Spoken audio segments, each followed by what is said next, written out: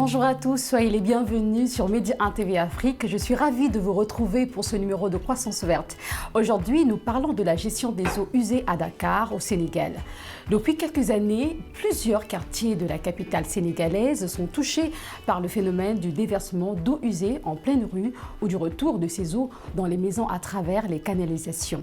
Les populations, les structures privées et publiques prennent des dispositions tant bien que mal pour assainir la ville dakaroise et ses environs. Pourquoi, malgré ces dispositions, le phénomène persiste dans certains quartiers de Dakar?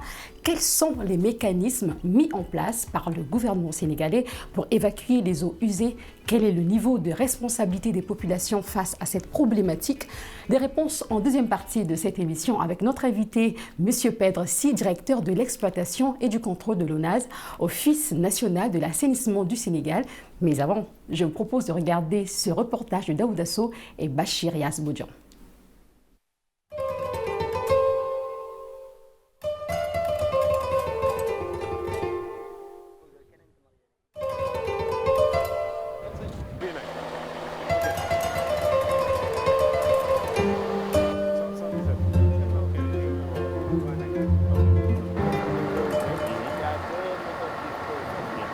Des machines qui tournent à plein régime.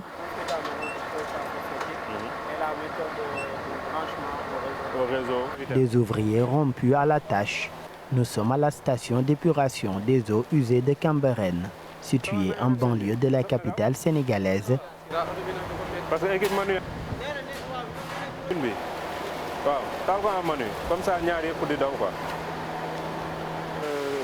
Tout part de cet outil appelé vis d'Archimède.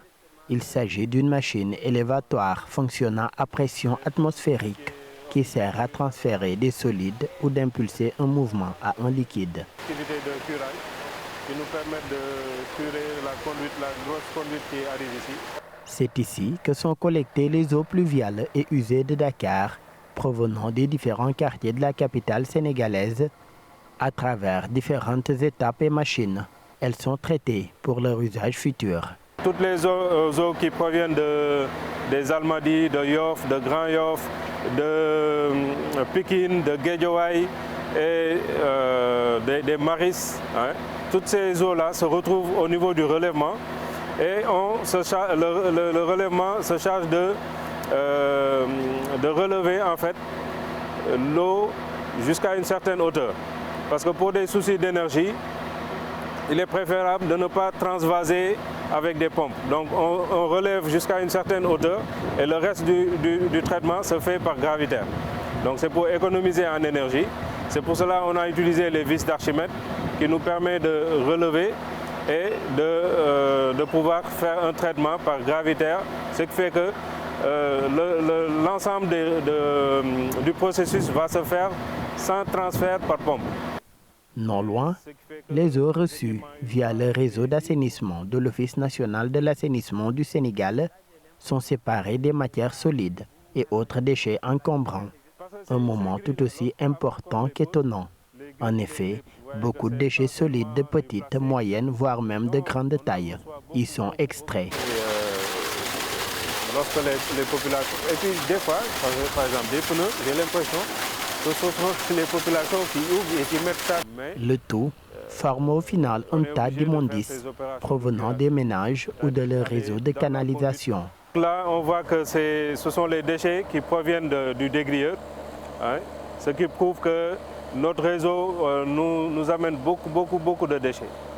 Et ça, c'est la grande problématique que nous avons parce que quand on dit tout à l'égout, en fait, c'est toutes les eaux usées. Mais on se rend compte qu'on reçoit beaucoup de déchets solides. Une attitude des ménages tout de même déplorée par les professionnels de l'assainissement.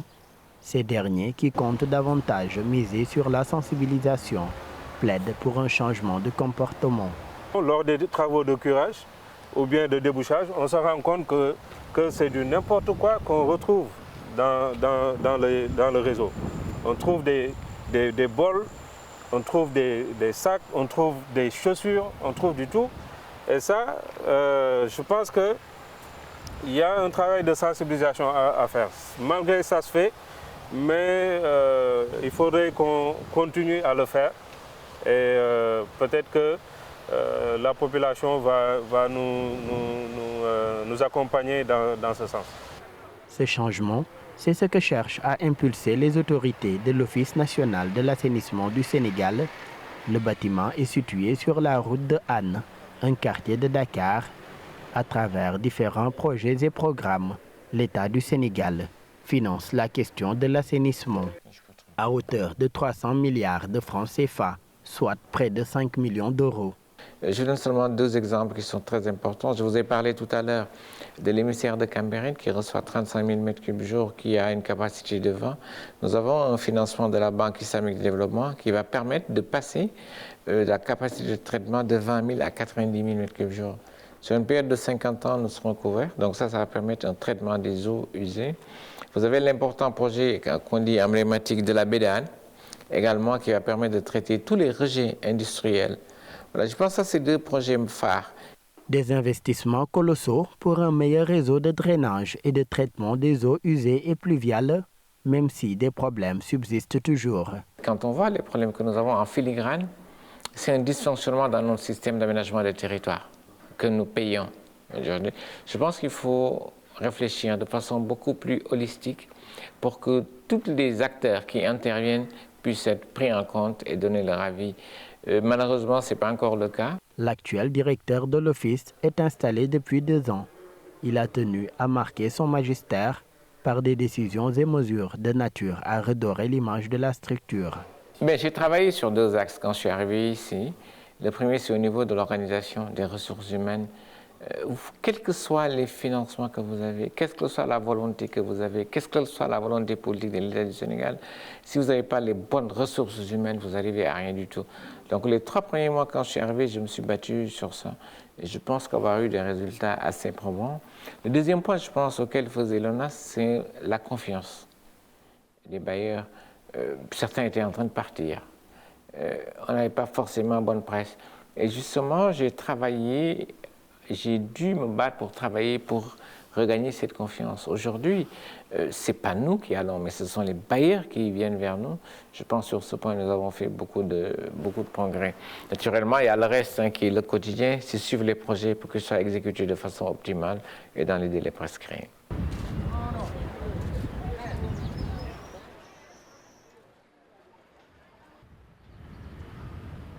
Retour au laboratoire de la station d'épuration de Cambérène. Ici, une seconde vie est donnée aux eaux usées. D'une couleur noirâtre à son entrée dans le réseau de canalisation, l'eau devient plus claire après traitement. Au laboratoire de la station, des tests sont faits pour en déterminer la qualité. Là, au niveau du labo, on analyse la qualité de l'eau. Donc là, on essaye pour chaque station d'épuration. Nous faisons la qualité de l'eau à l'entrée de la station, ce sont les eaux brutes, et après traitement au niveau du rejet. Donc ça nous permet d'avoir, en faisant ces analyses-là, si on respecte à la sortie les normes édictées par les normes sénégalaises de rejet. Et ça nous permet aussi de voir si on mesure l'entrée, comparé à la sortie, si nous avons d'avoir la performance de la station d'épuration. À la station, un traitement de qualité des eaux est très important. Cette eau obtenue, une partie est rejetée en mer, une autre utilisée pour le maraîchage ou à d'autres fins.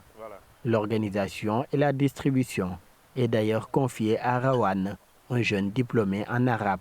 Bon, maraîchers ñom dañ fi am ay pompes yo xamni mo gérer sen manam pompe yu gérer sen taux yi dem ba ci sen tool yi quoi. Ça bu ma xeyé dama len koy talal.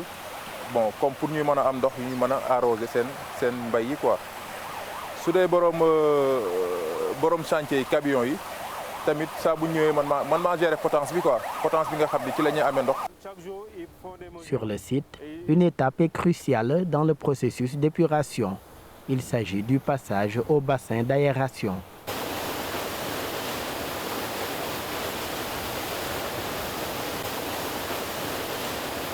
C'est à partir de là que les bactéries agissent dans le travail d'épuration. L'objectif est d'arriver à extraire une eau qui soit réutilisable sans conséquence. Là, c'est le bassin biologique. C'est le cœur du traitement biologique. En fait, ce qui se passe ici, nous avons des bactéries.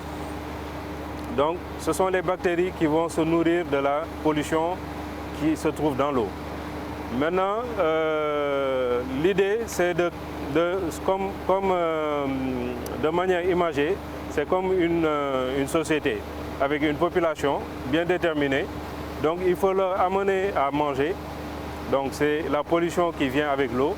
Il faut leur donner, maintenir leur cadre de vie, donc leur apporter de l'oxygène. Et en ce moment, elles vont se charger de dégrader, de se nourrir et dégrader la pollution. Donc seulement c'est un processus qu'il faut tout le temps mesurer. Il faut vérifier, mesurer. Du biogaz y est également produit grâce à la valorisation des boues. Ça c'est un décanteur, ça nous permet de faire la séparation entre l'eau et les boues. Donc avec un système qui récupère les boues pour les envoyer vers les digesteurs. Parce qu'ici à Cambérène, nous avons un système de méthanisation. Donc à partir des boues, on produit du méthane, du biogaz qui nous permet de faire fonctionner un groupe électrogène. Donc ça c'est un aspect de Cambérène. Du bassin d'aération, nous nous rendons au poste de commande. Chérif, le maître des lieux, contrôle à partir d'ici toutes les activités au sein de la station. Rien ne lui échappe. Des machines en marche, de celles à l'arrêt ou en panne subite, tout y est scruté. C'est ainsi que les problèmes notés sont signalés. À partir de ce tableau-là, nous arrivons à contrôler toute la station à partir d'ici. Parce que tous les voyants verts que vous voyez là, ce sont actuellement les machines ou bien les installations qui sont en marche. Maintenant, les voyants non clignotants là, ce sont les machines qui sont à l'arrêt ou bien qu'on a isolées. Maintenant, les machines avec les clignotants rouges là, ce sont les machines qui sont actuellement en défaut. Ouais. Maintenant, à partir d'ici, nous sommes chargés de contrôler la station, c'est-à-dire les entrées et la sortie. Et connaître l'exact du défaut, nous allons consulter la supervision. Dans sa mission de contrôle, Chérif travaille en étroite collaboration avec le chef de la maintenance électromécanique. Toute panne notée lui est remontée et l'équipe maintenance est chargée d'y apporter des solutions. S'il y a une panne, il se met en contact avec moi pour me déclarer que telle pompe ou telle équipe électromécanique est en panne. Moi, je vais sur le terrain, après diagnostiquer l'armoire électrique pour voir le panne, c'est en quelle sorte de panne, si c'est le domaine électrique ou le domaine mécanique. Après, de partir de cela, je vais regarder comment dépanner le moteur. À côté des eaux usées provenant des canaux de l'ONAS, un autre système existe, c'est la méthode gérée par des privés. Elle consiste au vidange des fosses septiques des ménages par des camions dédiés.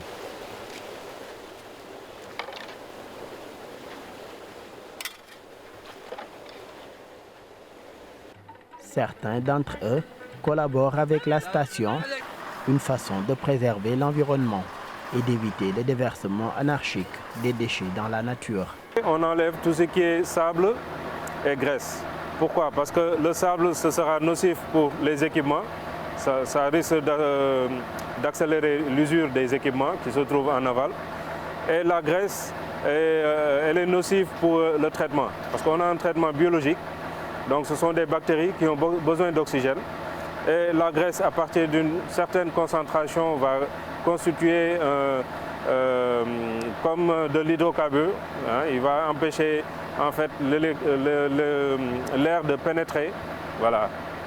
Dans sa mission, l'Office national de l'assainissement du Sénégal rencontre parfois quelques difficultés, surtout au niveau de leurs canaux de drainage des eaux. Ce sont des opérations de curage que l'on fait généralement avant l'hivernage et après l'hivernage.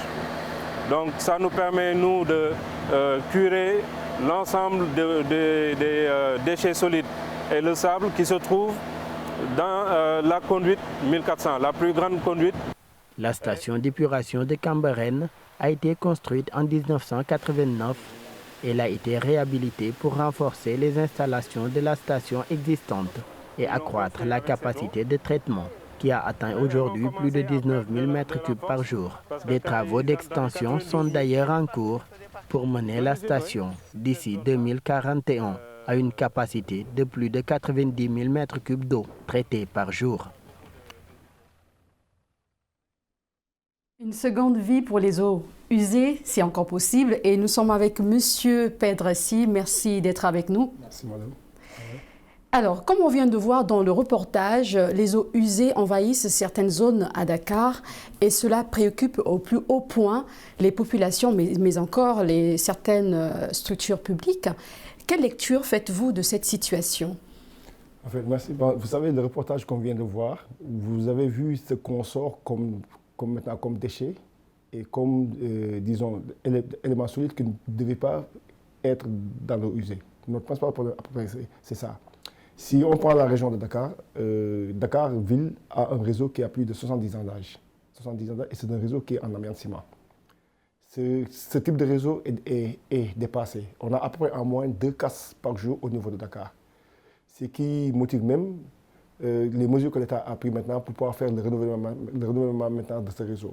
Dans d'autres secteurs, on a notre réseau qui est agressé. Agressé, pourquoi? Parce que normalement, le réseau d'eau usée ne doit faire passer que du liquide.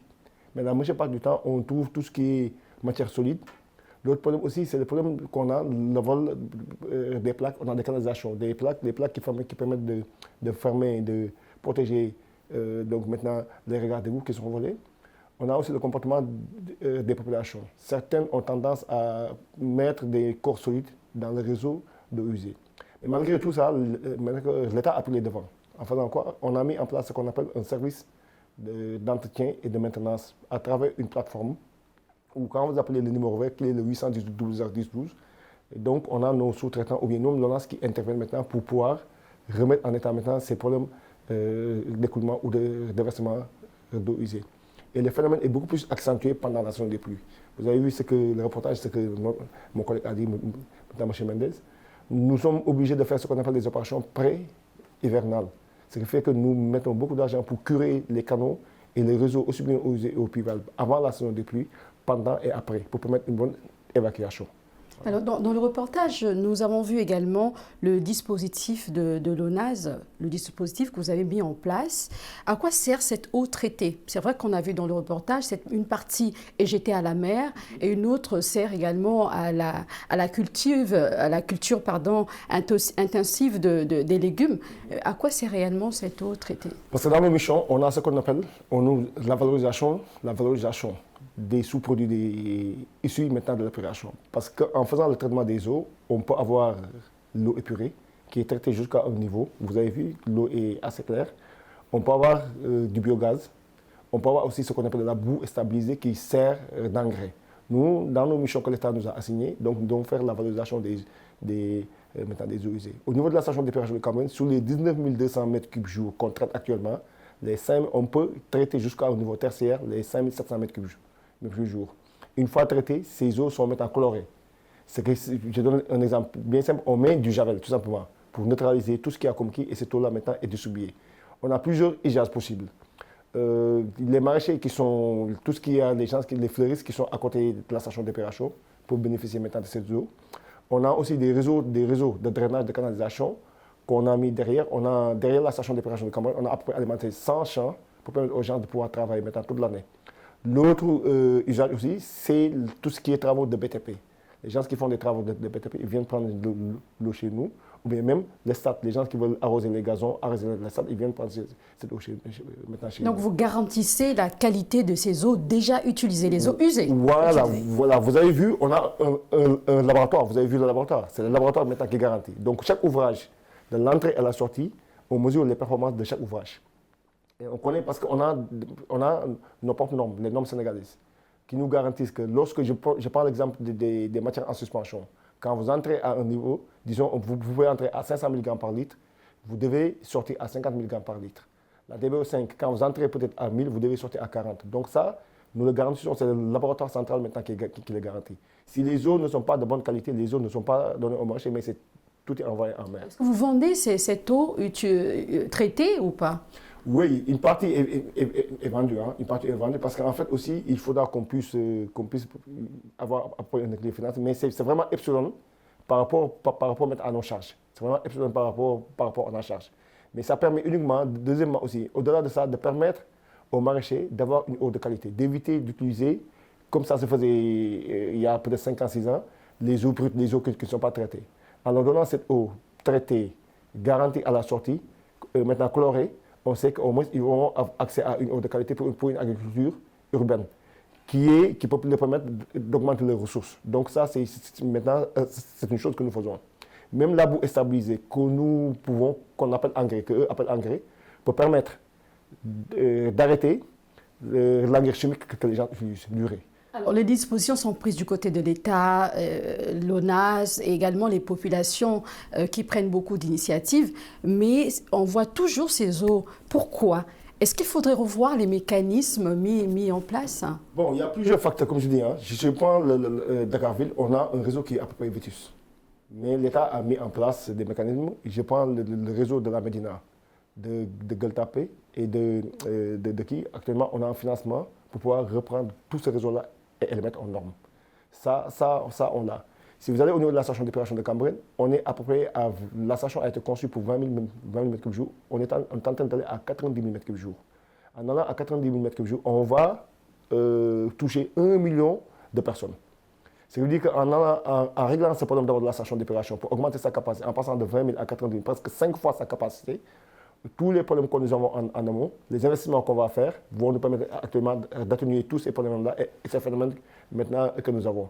Mais l'État aussi, comme je dis, a mis en place un service à travers l'ONAS, un service d'entretien et de maintenance, où les gens peuvent nous appeler, comme ça s'est fait pour l'eau potable, ça s'est fait pour la sonnerie, ça s'est fait pour la sonnerie, nous avons un service d'entretien et de maintenance. Les gens vous appellent, et si par exemple les gens ne vous appellent pas, ça veut dire que ces personnes vont rester voilà, si les gens ne nous appellent pas, parce que nous avons ce qu'on appelle des contrôleurs qui peuvent passer.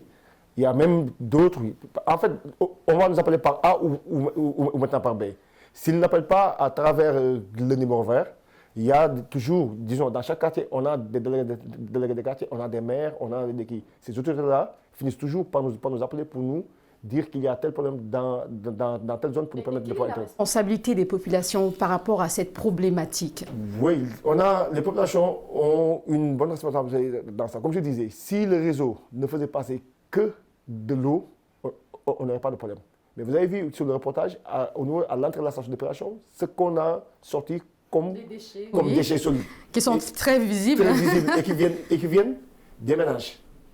Parce que peut-être certains ne comprennent pas comment est-ce que le réseau doit fonctionner, comment est-ce qu'on doit utiliser un réseau. Est-ce qu'il y a un système de communication? Est-ce que vous communiquez avec les populations pour les sensibiliser? Oui, ça se passe comment? Oui, nous le faisons. Nous avons ce qu'on appelle un département communication qui est en train qui gère toute cette communication-là. Nous le faisons à travers d'abord des spots, à travers la télé, à travers, disons, ce qu'on appelle des forums. Je donne l'exemple de ce qui s'est passé au niveau des parcelles. On a fait un forum avec les maires où l'ensemble des délégués de quartier ont été invités.